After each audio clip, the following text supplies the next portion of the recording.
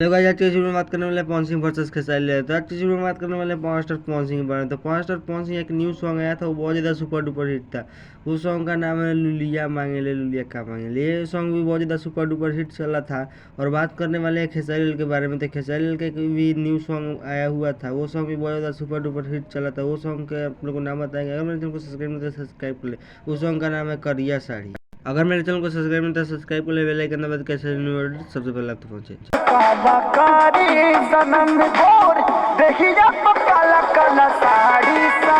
सब क्या देखना पड़ रहा है, अच्छा है मैं अंधा हूँ। जैसे कि गाइस आप लोग देख ही सकते हैं खेसारी लाल का सॉन्ग बहुत ज़्यादा सुपर डुपर हिट था, वैसे ही पवन सिंह का सॉन्ग भी सुपर डुपर हिट है। इसे लाइक और सब्सक्राइब करें।